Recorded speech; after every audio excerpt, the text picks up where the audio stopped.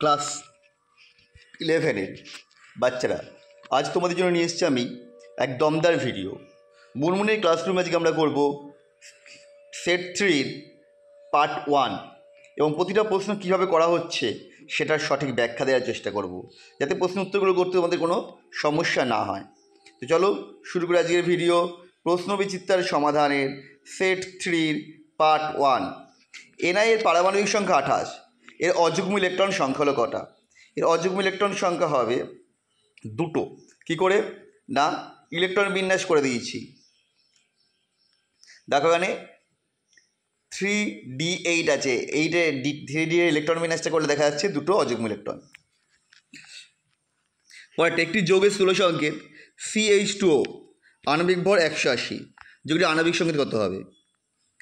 দেখো আমি ধরে নিচ্ছি যেগুলি আণবিক সংকেত CH2O হোল n, তাহলে আণবিক ভর কত হবে? 12 + 2 + 16 পুরোটা n = 180। সমাধান করলে n = আসছে 6, যেগুলি সংকেত হবে C6H12O6, অপশান সি।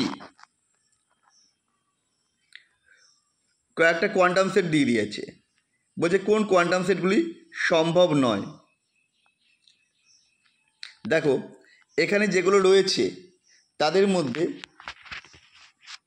আমরা যদি দেখি 2 নম্বরেরটা, 2 নম্বরে দেখো L = 0, M = 1। এল এর মানের থেকে এম এর মান কখনো বড় হতে পারে না, কারণ নির্দিষ্ট এল এর মানের জন্য এম এর মান হবে -L to +L, তাহলে 2-এরটা সম্ভব নয়। তারপরে দেখি কোনটা, তারপর দেখো 4-এরটাও সেম কেস, 0 - 1, এটাও সম্ভব নয়। 5-এরটা দেখো L2 M3, এটাও সম্ভব নয়। তাহলে 2, 4, 5, অপশান বি। চলো পরের কোশ্চেন, নিচের কোনটি সঠিক? অনেকগুলো জিনিস দিয়ে দিয়েছে, আগে এগুলো পড়ে নাও। এদের মধ্যে সঠিক হচ্ছে, দেখো যে করে দিয়েছে অপশান ডিটা সঠিক। কেন? উষ্ণতার পরিবর্তনের সময় মোলারিটি পরিবর্তিত হয়, কিন্তু মোলারিটি পরিবর্তন হয়, কারণ মোলারিটি হচ্ছে ভরের ওপর, আয়তনে নির্ভরশীল, আয়তন উষ্ণতায় পরিবর্তিত হয়, কিন্তু মোলারিটি হচ্ছে ভরের ওপর নির্ভরশীল। 1000 গ্রাম দাবো কি যত বল দাবো, ভরটা কখনো চেঞ্জ হয় না, সুতরাং উষ্ণতার সাথে সাথে তাই মোলারিটির পরিবর্তন হয় না। অপশান ডি হচ্ছে। কার্বন ও অক্সিজেন দ্বারা গঠিত দুটো যৌগের অক্সাইডে একটিতে কার্বন আছে এত%, অন্যতে কার্বন এত%। কোন সূত্র সম্বন্ধে? কার্বন অক্সিজেন দিয়ে দুটো অক্সাইড তৈরি হয়েছে এবং দুটোতে কার্বনের পরিমাণ ভিন্ন, তার মানে নির্দিষ্ট অক্সিজেন যুক্ত কার্বন অনুপাতটা কী হবে? সরানুপাত হবে, এটা হবে গুণানুপাত। নিচের কোনটি সঠিক নয়? এখানেও অপশানগুলো এক এক করে পড়ে ফেলো। দেখো সি এর কী বলেছে, হাইড্রোজেনের সদৃশ পরমাণুগুলির ক্ষেত্রে 3s উপকক্ষের শক্তি 2p উপকক্ষের শক্তি থেকে কম, দুটোই 2, তাহলে শক্তি তো সমান হওয়ার কথা, এটা ভুল।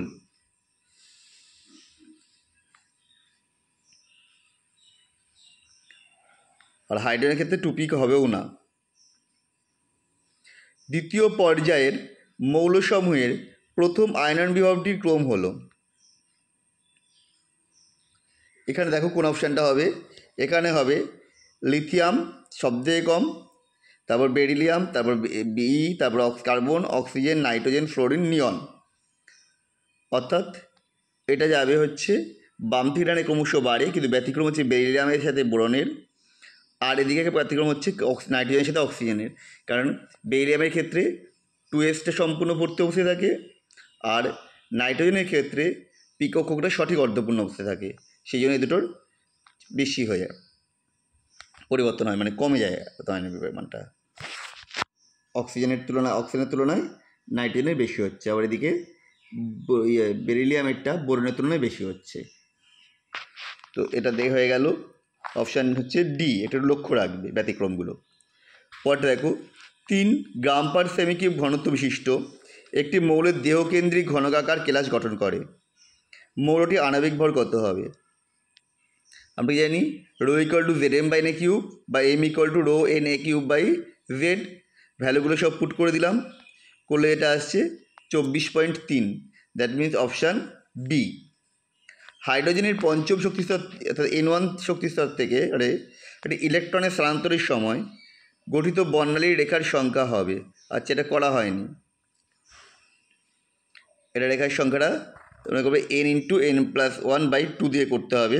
এই ক্যালকুলেশন করে তোমরা করো, কত হবে আমার জানাও কমেন্ট করে। নিচের বক্তব্যগুলোতে কোনটি সঠিক নয়? এখানে যে বক্তব্যগুলো রয়েছে দেখো, তাদের মধ্যে অপশান সি কী বলেছে, আইসোইলেকট্রনিক আয়নের ক্ষেত্রে ক্যাটায়নের ধনাত্মক আধান যত কম হবে আয়নের ব্যাসার্ধ তত কমবে। এই উক্তিটি সঠিক নয়, কারণ ক্যাটায়নের ধনাত্মক আধান যত কম হবে তত ব্যাসার্ধ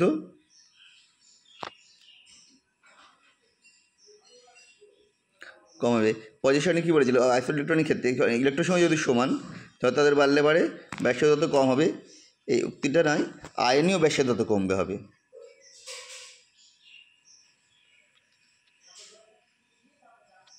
সি এরটাই হচ্ছে ভুল, কারণ কারণে আধান বাড়লে পারে ব্যাসার্ধ কমবে, ব্যস্তানুপাতিক সম্পর্কে থাকে।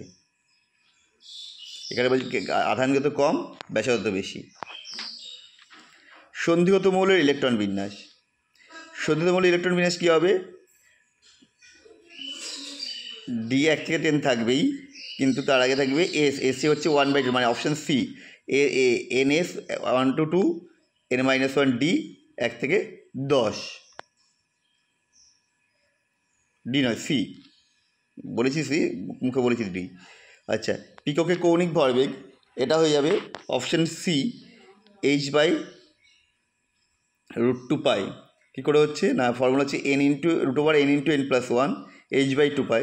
পি এর জন্য n এর মান হচ্ছে 1, সেটা বসিয়ে দিলে এটা আসছে h/√2π। সি। তোমাদের ভিডিওটা কেমন লাগলো কমেন্ট করে জানিও। আবার দেখা হবে নেক্সট ভিডিওতে, এবং 9 এর উত্তরটা কী হচ্ছে অবশ্যই কমেন্ট করে জানিও।